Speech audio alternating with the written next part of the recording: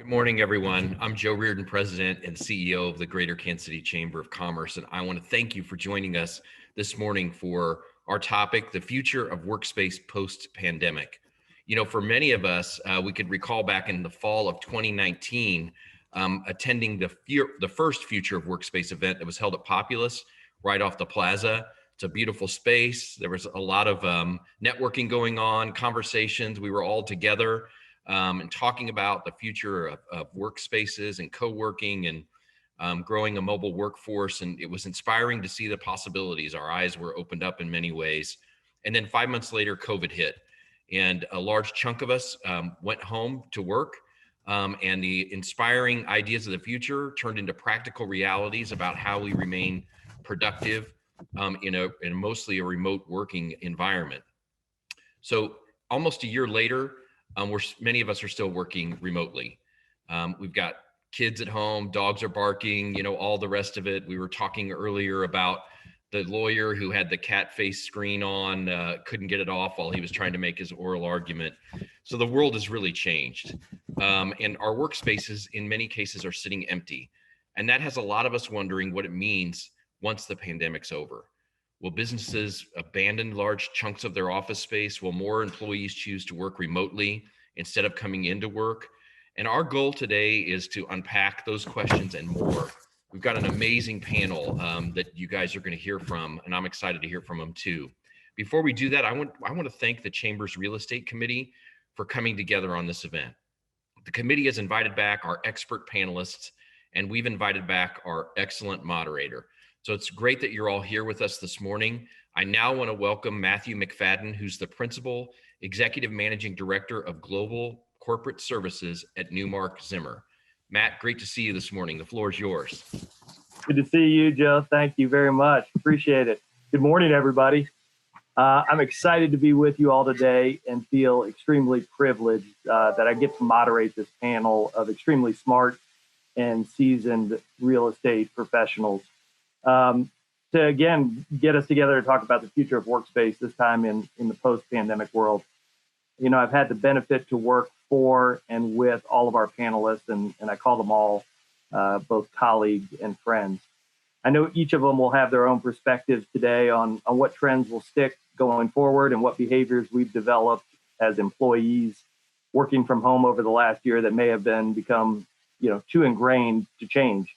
I have to admit, I was slightly annoyed last week when I was asked to actually dial in to a conference call, thinking, why didn't they just send me a Zoom or a Teams link? So it's interesting how quickly behaviors change. And as Joe said, in October of last year, we got this panel together on this very topic and talked about workplace strategy and design. And again, 5 months later, all those strategies had been abandoned. And like, many of you, we were simply trying to figure out where we could get truckloads of hand sanitizer. But we're slowly emerging now from the pandemic, and as vaccines ramp up, employees will begin to show up. And it's important to understand how our workplace will be used moving forward. The Chamber's put together a great format for this morning. In a minute, I will introduce the panel to you. We'll then turn it over to each of them to present a 5 to 7 minute TED-style talk about where they see workplace and the workspace headed. After our 4 panelists have presented, we'll go into a 20-minute moderated Q&A session. We'll do a quick wrap-up, and we'll have all of you out of here by 9 a.m. So with that, I'd like to introduce our panel to you, tell you a little bit about who they are and who they work for. So without further ado, our first panelist is Jason Larry. Jason works for Mondelez International, which is the world's largest chocolatier, biscuit baker, and candy maker, and the second largest maker of gum. Their iconic brands include Nabisco, Oreo, Chips Ahoy, Cadbury, Ritz crackers, Sour Patch Kids Trident gum, and my grandmother's all-time favorite, Chiclets. Global revenues of $26 billion and operations in more than 80 countries, with 80,000 people employed around the world in offices, R&D facilities, distribution centers, and factories. Jason's currently their Vice President of Global Real Estate and Facilities, where he's responsible for 700 locations, a portfolio spanning 85 million square feet, and an annual spend of about $1 billion.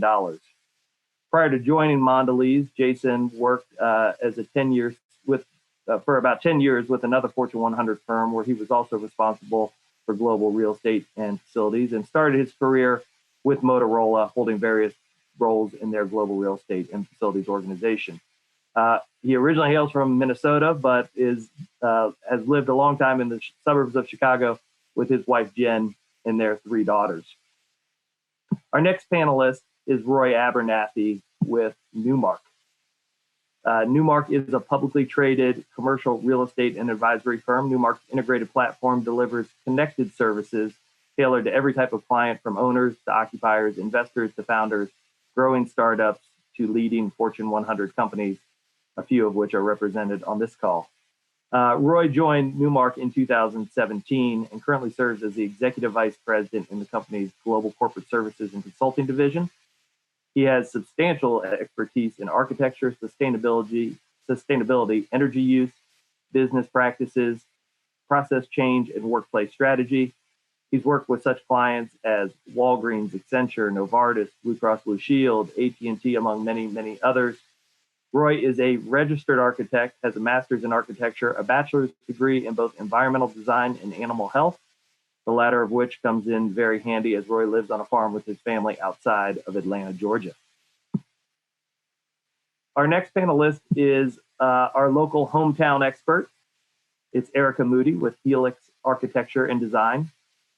Helix was founded on the belief that great design could change people's lives for the better. And for more than 25 years, its team of architects and interior designers has crafted one-of-a-kind spaces for clients who share in that belief.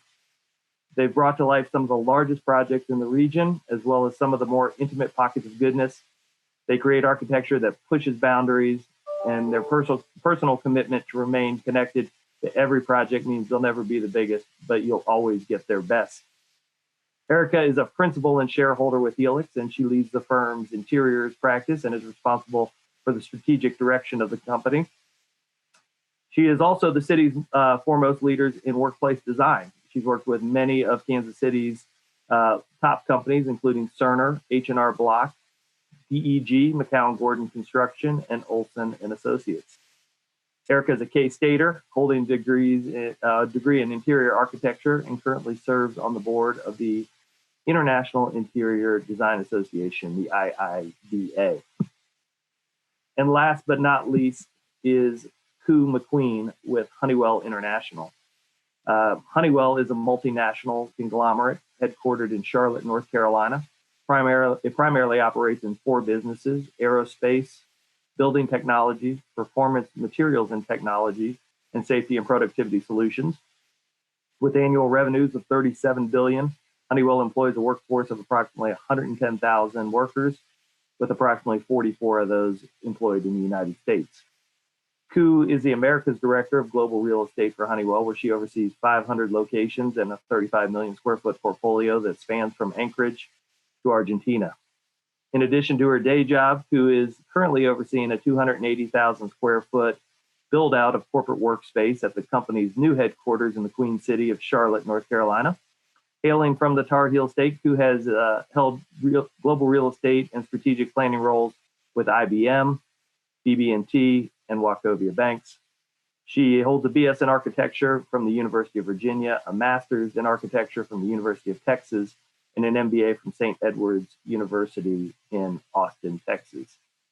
So, as I think you'll agree, a very esteemed group with us today. I think if we can't figure out the future of workspace with this talented crew, it can't be figured out. So, without further ado, let me turn it over to my good friend, Jason Larry. Jason?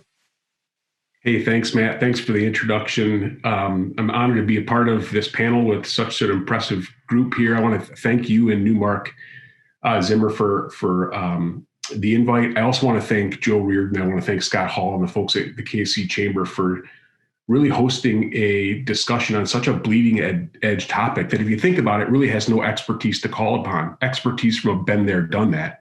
Whether you've got 5 years experience in real estate facility and design or 25 years in real estate facility design, we're all navigating this at the same time, at the same pace. So we all have less than 1 year experience doing it. So I think, as Matt suggested, we all have our own, recent experiences, our own opinions on what we've learned, what we're doing for our company. And I think sessions like this, put on by progressive and proactive organizations like the KC Chamber, are really important to attend, to just collaborate on and learn from. So thank you guys. With that, my few minute discussion today, I really want to be spent on the purpose of an office, how it's evolved and how it will continue to rapidly evolve, and what we're going to do about it. Not only what I'm seeing from peers and other companies, but certainly what we're doing here in Mondelez. And it's gained really from flash calls with peers and other companies, flash calls with industry experts in design and real estate and facility activity, workplace strategy, and that kind of stuff. And again, from what we've declared and what we're going to do here in Mondelez that I want to share with you today.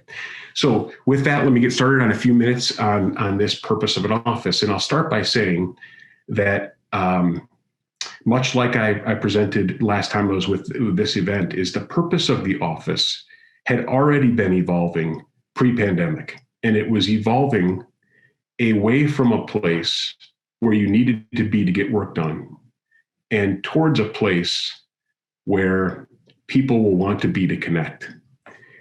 And, it had been evolving, I think, for the last 10 years. I mentioned in the previous chat that this all started in about July of 2010, when Starbucks was the first to offer reliable wireless connectivity in their North America stores. And from there, we all, whether it was our homes or the library or the airports that we were in, we all had reliable source to do work outside the office, and the line between the office and the home and being remote had started to be blurred. So the purpose of the office had already been evolving pre-pandemic, and so I would argue that what the pandemic has done is simply accelerated the purpose of the office. So most people, I would believe, if given a choice,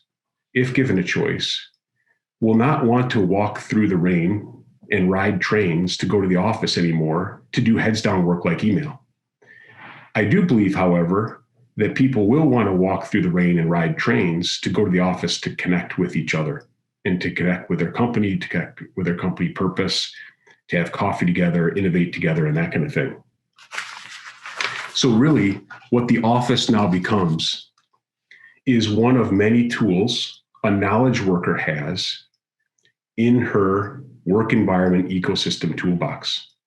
So think of it like the office being a stop by going forward. And now, so a stop by in planning a worker's work week or work month. I will choose to stop by the office on Tuesday to meet with my boss and have a coffee or a tea to talk about my performance or my workers' performance or where we're going as an organization. I choose to stop by the office on Thursday morning to meet with my team to have a dialogue about whatever we're going to have a dialogue. I choose to stop by the office on a Friday afternoon to meet with an old colleague I haven't seen for a while. So I really believe the office will turn into a stop by, if you will. And given, if you're with me on this change of purpose that has really accelerated to the place where we'll want to go to connect, then really three things we're going to be faced with as professionals and companies in adhering to that change of purpose. Well, the first of which is, given this change, talent will expect to have their cake and eat it too. So the first thing that we're going to have to deal with as companies and professions is talent will expect to have their cake and eat it too. What I mean by that is there's now more than a year's worth of precedence that knowledge workers of all professions can work remotely successfully. Gone are the days where, we just stereotypically say the sales are the only organization that don't necessarily need a dedicated office and that kind of stuff. They're out on the road, they're doing sales and that kind of stuff. Whether it's finance, whether it's engineering, whether it's HR, whether it's management, everybody has shown, for the most part, that we can work successfully without being in an office. And when I mean successfully remotely, I'm talking remote. So internal to Mondelez, and I've seen in the news about Silicon Valley, knowledge workers are now asking the question, hey, do I really need to even be in the city where the office where I call home is? There was some recent news, from Silicon Valley that, knowledge workers, they want a higher quality of life, a lower cost of living, and they want to keep the Silicon Valley job. So companies like ours are navigating this. Hey, what does that mean to, employee income tax? What does that mean? Are we going to allow that knowledge worker to move to the state of his or her choice for the better quality of life and lower cost of living? And what are we going to pay those people and that kind of stuff? And so remote is kind of like the struggle of remote is what we're dealing with. The second thing that we're faced with is navigating through is office location decisions will be impacted, I believe. What I mean by that is it's still about 70 to 75% that, college graduates want to be in an urban setting. But I believe where it's going to, quickly evolve to is, I'll call it less dense urban. So it may not be city central, Manhattan, Grand Central Station density of urban. I believe talent still wants the buzz of, restaurants when they're open. They want the buzz of consumers. They want the buzz of retail. They want the buzz of other professionals that they get to walk by and dialogue with and have coffee with and that kind of stuff, but less dense urban. So we may be seeing office locations. I know certainly in Mondelez, we're looking at office locations that might be on the periphery of city central locations. And so we're really thinking a lot about that and changing some of our portfolio decisions about that. The third thing that is changing about stuff that we need to navigate through is office design. And I'm sure my colleagues here will talk a little more about that, but office design, if you're with me on the purpose of the office changing away from being a place where you need to go to get work done and towards a place where you want to connect, then the priority of space given in the office has to shift away from heads down, individual assigned desks and offices towards prioritizing your space on a variety of connection and collaboration settings. In Mondelez, we're literally flipping the percentage. In the old days, not too long ago, we'd have about 60 to 75% of our space dedicated towards head down assigned desks and offices and that kind of thing, and 25 to 30% of the space dedicated towards collaborating, whether those be traditional conference rooms or Connect Zone or coffee and that kind of stuff. We are completely flipping that to 75%. As a guidance, 75% of our office design will be allocated towards a variety of connection settings, both closed and open, and only 25 or less percent of the space will be allocated towards an individual desk, no names on desks at all.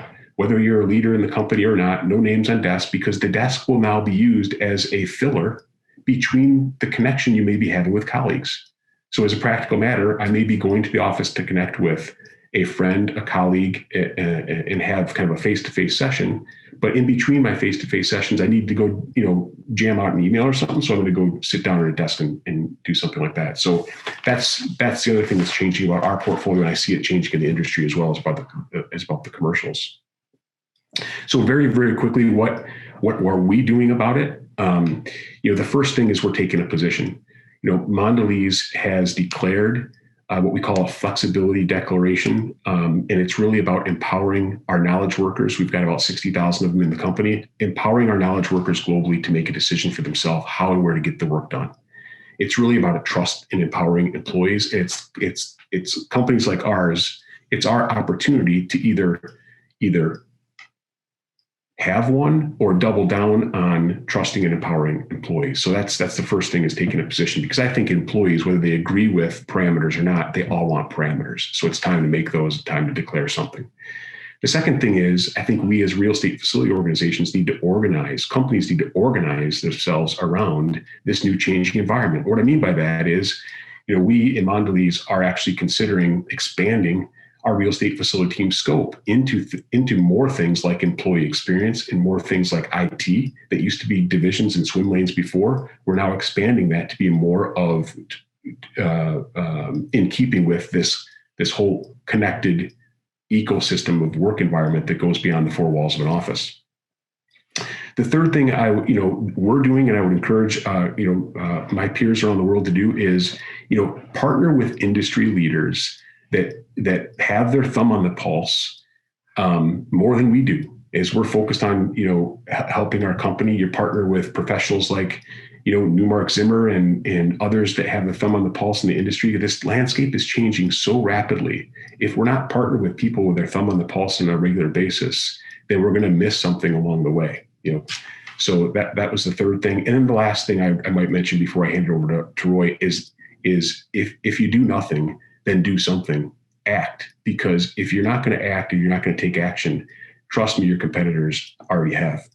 And it's an interesting talent sourcing situation out there. So with that, that's my 5 or 7 or whatever I took argument on the purpose of an office, how it's changing, what we need to think about, what we're doing about it. And with that, I'll turn it over to Roy. Thanks, Jason. And I think I'll probably parallel a lot of what you said. So my role changed from the last time I was in front of you. So before I was focused specifically just on workplace, last October, I took over our global consulting platform. So a lot of the things that you mentioned, Jason, from location strategy and trying to understand kind of where that's going, incentives and development. So where buildings and how buildings are going to change, workforce and workplace, which is a big shift for us now.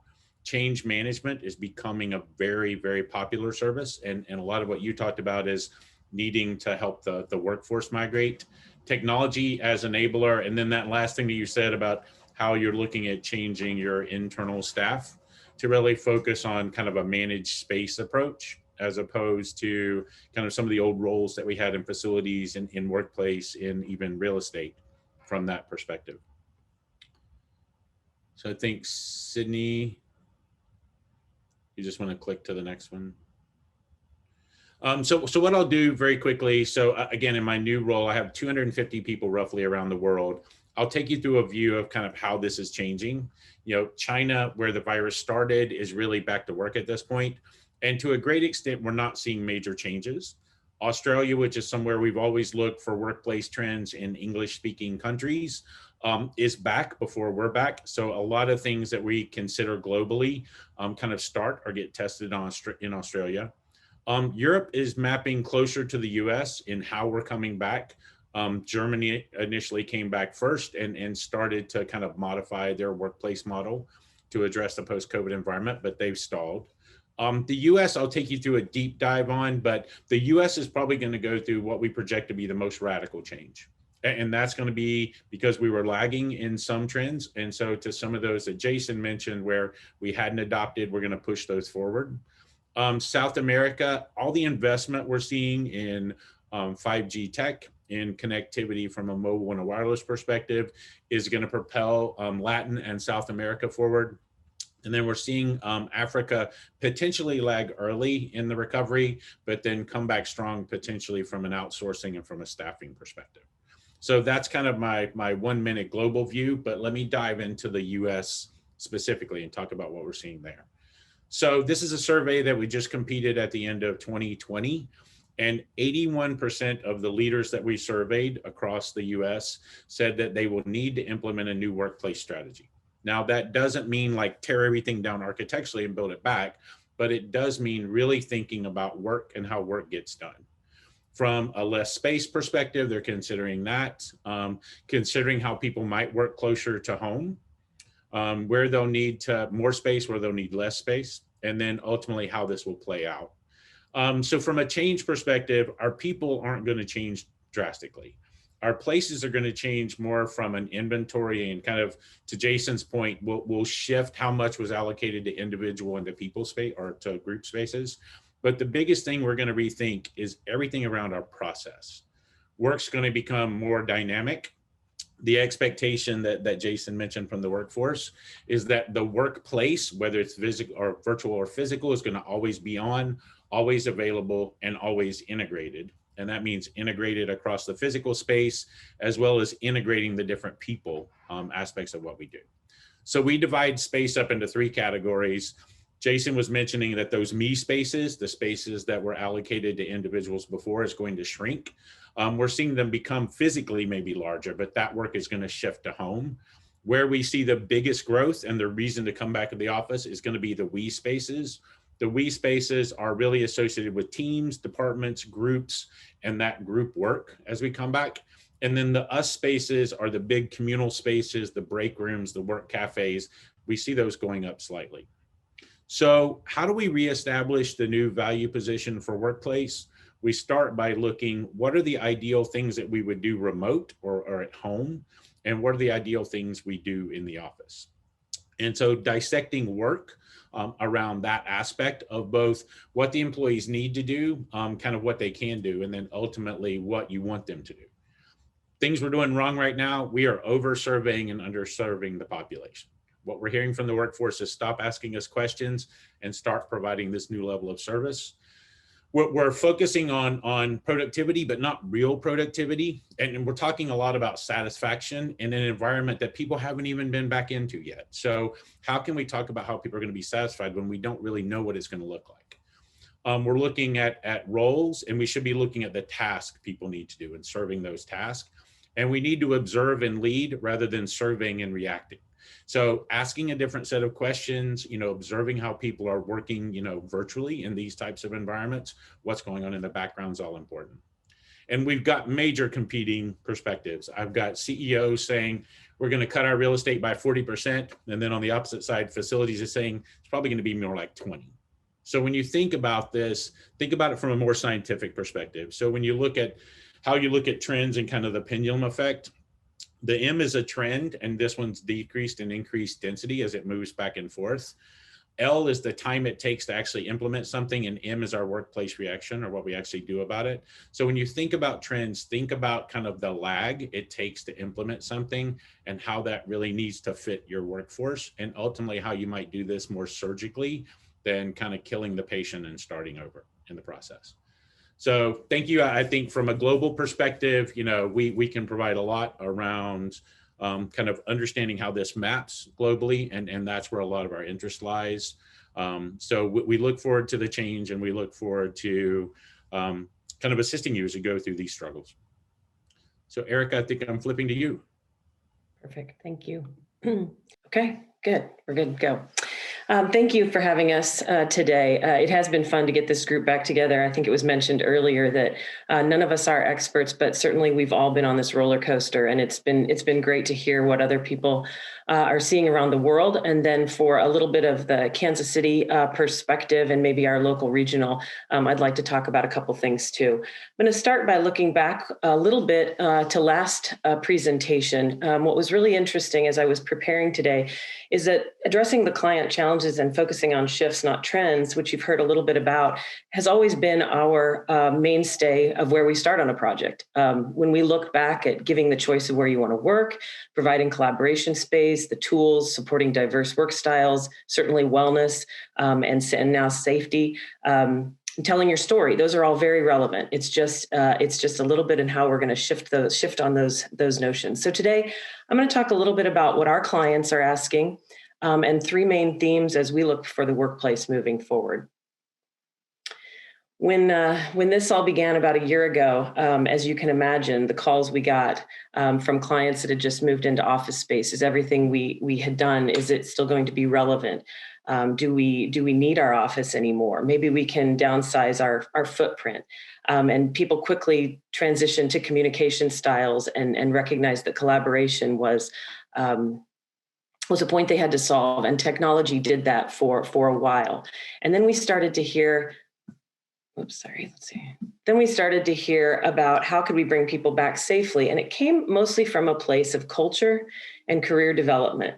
People were worried about mentoring that wasn't taking place. People were seeing people left behind and not sure, especially in an industry of architecture and engineering, but also across all of our financial services and technology. There were pockets of time and opportunities missed where that mentoring wasn't happening. So people started to say, how can we safely bring people back into the workforce? And now we're kind of in that place of what is the new normal? How much space do I need to accommodate it? And like several have mentioned already, what is that new shift between collaboration space and heads down space? And what will the floor plans look like? What are the questions we can ask? So what we're hearing now is that the workspace, the workplace very much is relevant, and employees are seeking a sense of belonging that their career and that their office brought to them.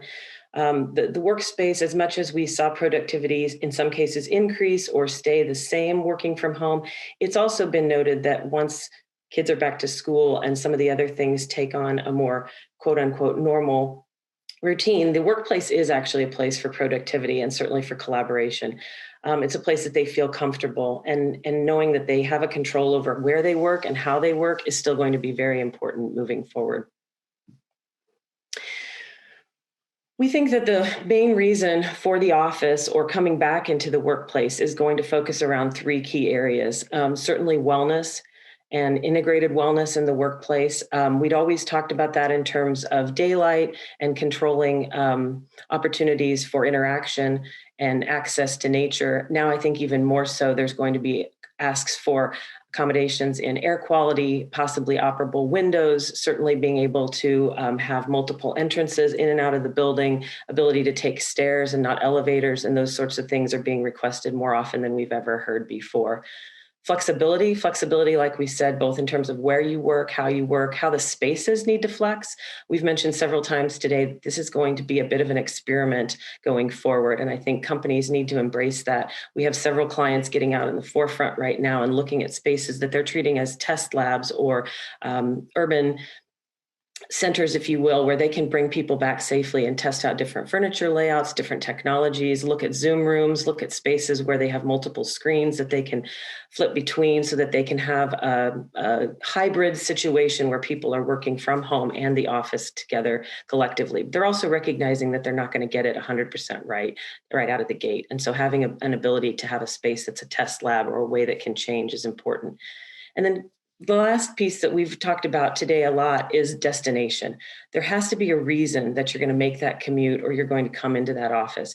And I like to tell people a little bit about this piece. When you think about where you went back, if you have been back to a restaurant, it was probably because it was a favorite place. It was a great experience. You knew the waiter there. You wanted to be in that place. You picked it pretty carefully. And I think the office is going to be a lot like that. It's going to have to be a place that has meaning and reason for you coming back. And it's going to have the work tools that support your job better at the office than away from it. We spend a lot of our time indoors. We know that impacts our lifestyle. There are some great certifications out there designing for wellness. We've talked about encouraging movement and providing natural daylight, furniture that can accommodate ergonomics. We're also going to see increased needs for social distancing, air quality, ventilation, increased circulation, and certainly the PPE that we've all come to know. The health and wellness safety seal that the Well building is coming along with, I think would be something to take a look and take note of. This has been highly promoted right now as an ability for someone to quickly see that a space is addressing strategies for health and well-being of their associates. We will continue to navigate that, and obviously workplace strategists that can assist with that safety seal and the requirements that come along in your space to achieve that. We talk a lot about the hybrid model, the hybrid being working from home some parts of the week and some parts in the office. I think that's going to also become one of those new buzzwords and certainly something to address. This is our office at Helix, and we worked together certainly on the left and we worked together on the right, and there was success in both. And I think going forward, there's a requirement that we be able to do both of these things. Gensler put together a survey and I agree, we probably are over-surveyed. I like that, one of the earlier comments. But Gensler put a survey that going forward, at least 50%, over 50% are going to want some sort of hybrid workspace. So in this chart showing that 30% that are in the office full-time are going to want to stay that way. But the remaining people are looking at some sort of a hybrid going forward. And then maybe there's still about 19 or 20% that would prefer a full-time at home. That's not a statistic that we can ignore in the workplace. That's not a statistic that we can ignore from recruiting. And so we need to figure out how our space reallocates to address this.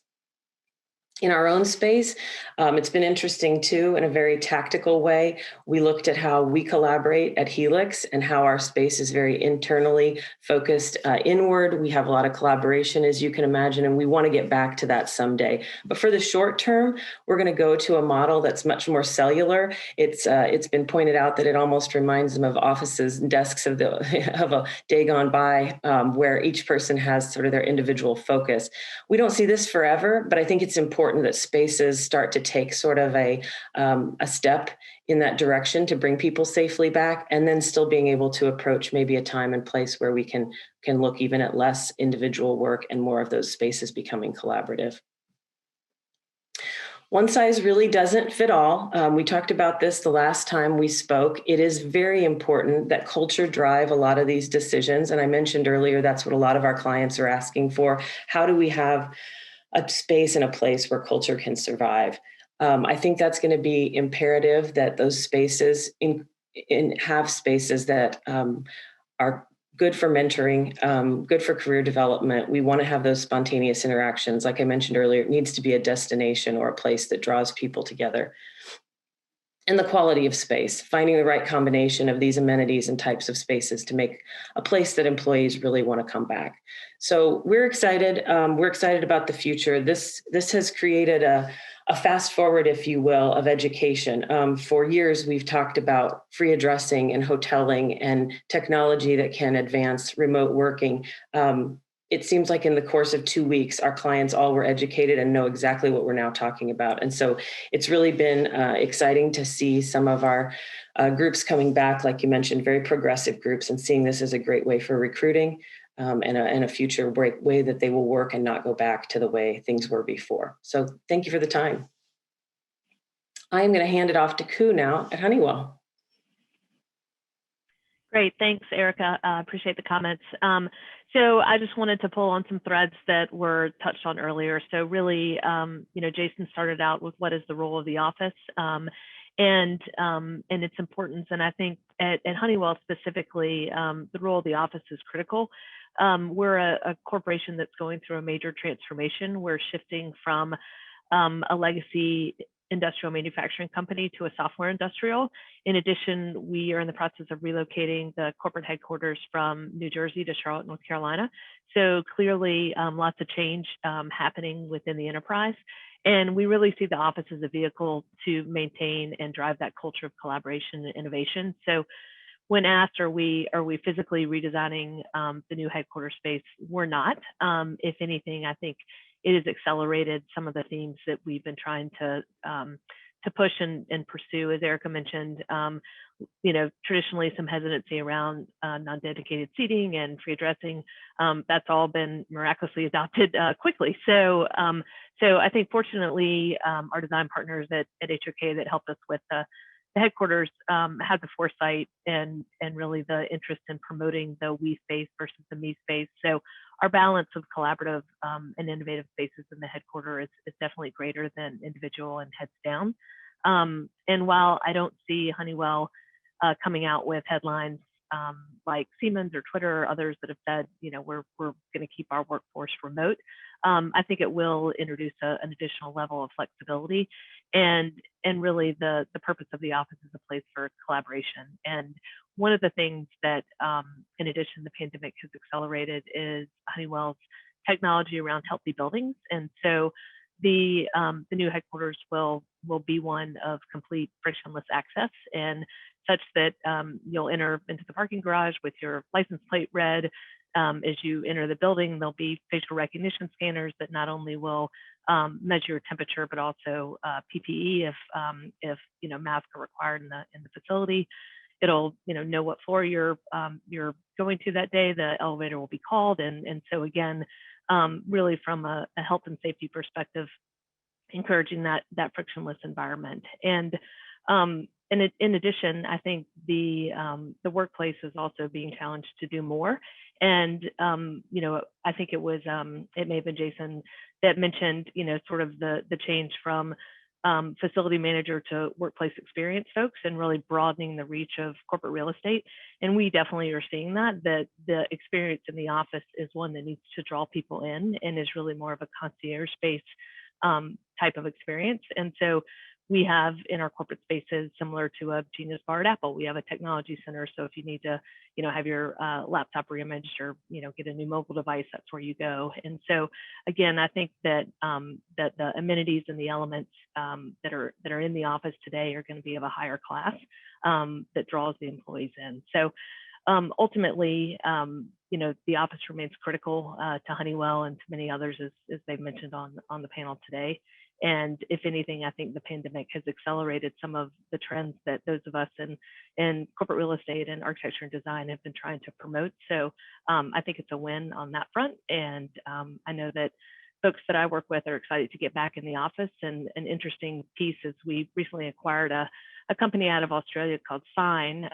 The primary goal of that acquisition was that they were a visitor management software solution. And what we're realizing is that as we plan our return to the workplace, we've actually converted that focus into really a vaccine sort of distribution mechanism, such that understanding who of the employees that have had the vaccine will impact the need for social distancing and impact the quantity of folks that we can bring back into the workplace at the same time, which is also coupled with a lot of employee privacy concerns and that type of thing. So it's an interesting space to be in, but I think technology is going to really drive some of the solutions as we bring folks back into the workplace. But for sure, Honeywell is a believer in the office and its role for the culture of our corporation. So thanks. With that, I think, am I returning to Joe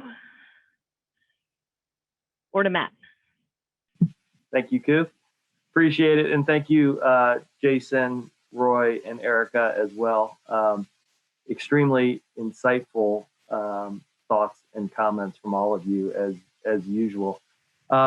So Roy, if I can get you to bring up your screen, and I think Koo, we have you on as well. We'll jump into our moderated question and answer. I'm going to start actually by one that I just saw come in from my good friend Kathleen Boyle Dalen with the Kauffman Foundation, which Erica, I'd like to pose to you, which is, I think one of the big things that we're missing in the office is what Kathleen said, our hallway connections, what Jason Larry calls collision points, but deepening those social connections in the office.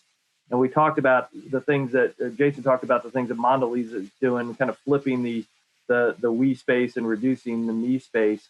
But when you're actually physically designing space, what do you see going forward are going to be the trends in fostering those, making sure those social connections continue to happen within the office? Right. No, it is a great question, a great point. I think there's a couple things in there. I think one, how will we address the workplace and the space is going to be a little like we've always done, and it may just be more percentage, like Jason said. There may be more spaces that are collaborative. There may be more spaces where remote working can happen. And I think a little bit the permission is going to be shifting, that people can work in those spaces. We see some companies that want to test drive that and try it. And sometimes there's a little bit of apprehension to get away from their individual desk. I think when the workspace is going to be mostly comprised of those we spaces, it's going to be mandatory that you're in those spaces. And that in and of itself will help collaboration.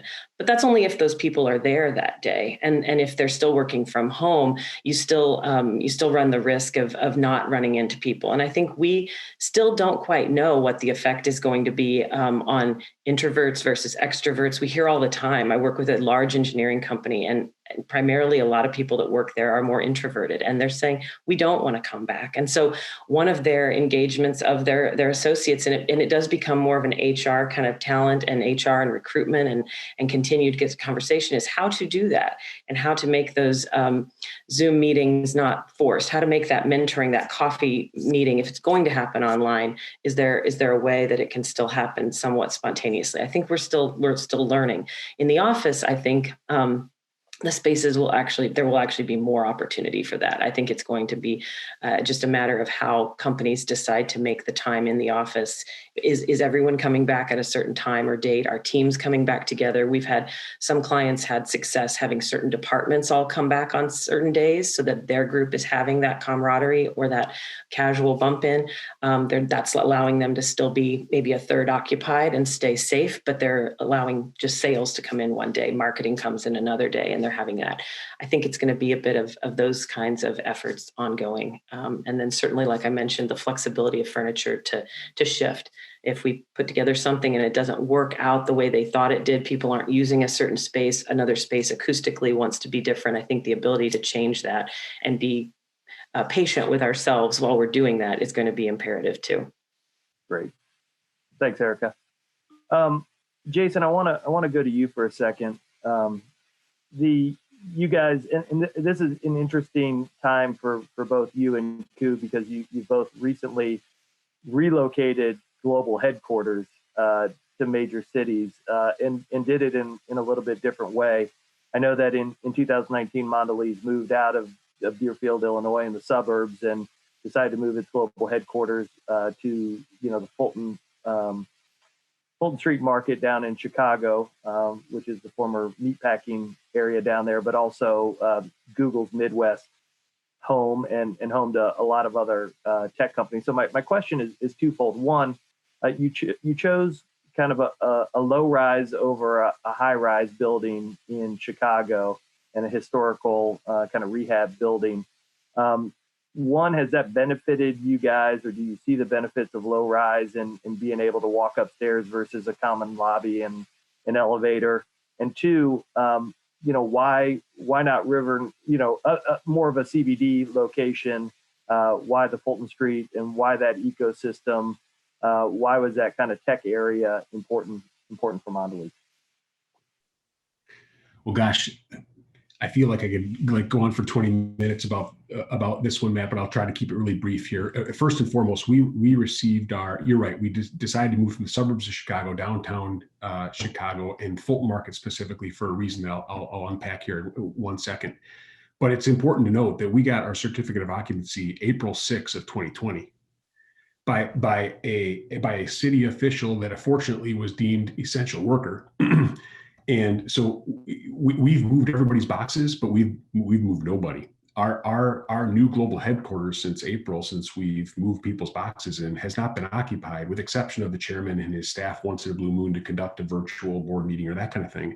And I show up maybe once a month to make sure the place isn't looted and make sure our facility team down there is, we buy a coffee for and that kind of stuff. So we really haven't seen or reaped the benefits that we believe are going to be created out of that place.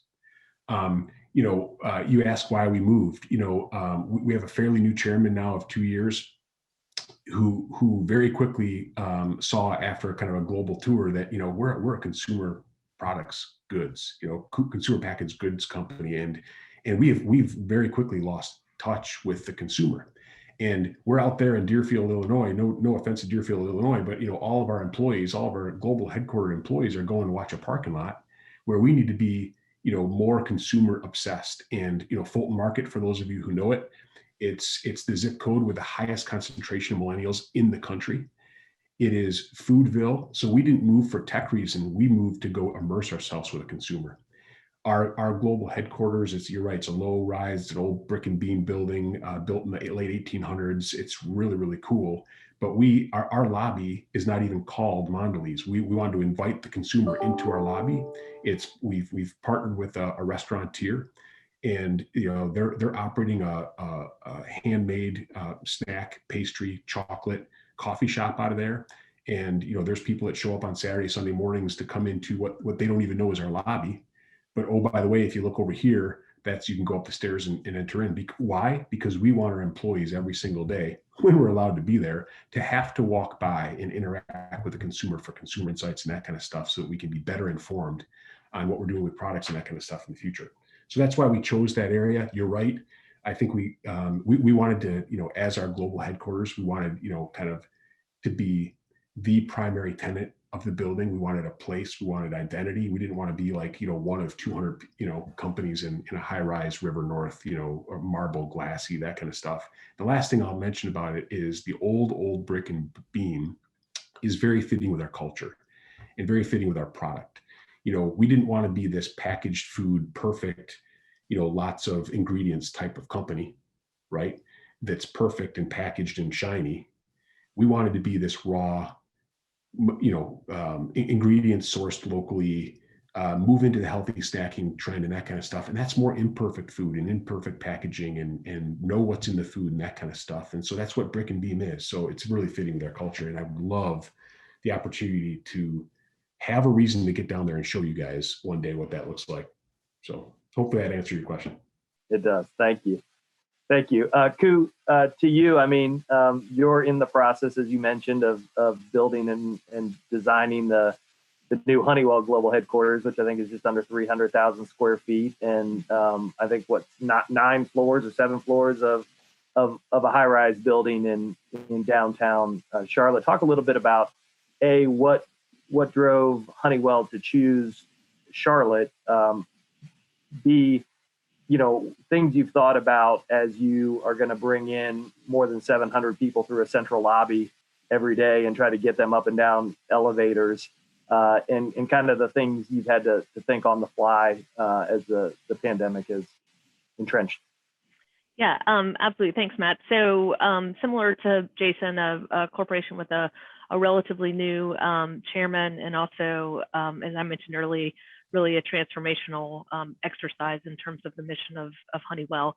And shifting from a suburban campus in New Jersey, again, it was all about really sort of talent and changing the culture of the organization. And so the site search was broad. There was not only good access to talent in the Charlotte area, but also beneficial incentives from the state and local governments. And relative to exactly where we decided to position within Center City, we are right on the edge of downtown, which is where you have all the corporate towers. Charlotte's a very financially serviced based community, and so you've got all the bank towers there. But just beyond downtown is South End, which is, as Jason mentioned, sort of legacy warehouses that you're seeing getting renovated, a lot of the light rail, millennials, that type of thing. And it was a deliberate choice for Honeywell to be right on that edge where it's a corporate headquarters. And so we wanted to show that image and be part of that, but also the accessibility, an eye toward the future and technology and access to the workforce that was largely in that South End neighborhood. So that's sort of the site selection story. Relative to getting folks back into the office, it has been all about acceleration of technology. So what was a thought or on a whiteboard is now being implemented. And as I mentioned, we're going to be the second building in the United States with 5G.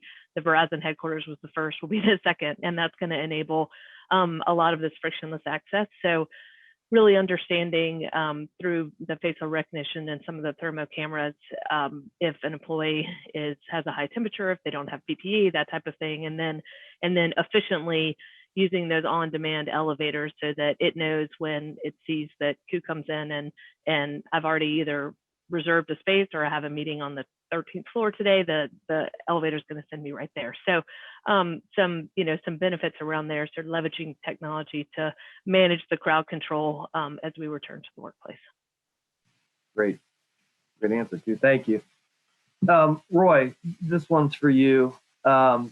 Big tech has continued or kind of led the way in defining workplace trends post-pandemic. You saw Twitter and Facebook come out very early and adopt these, kind of remote forever positions. Do you think as we emerge from the pandemic that big tech will continue to lead the way and set trends, or will there be maybe more of a pragmatic approach that kind of brings that pendulum back in your example?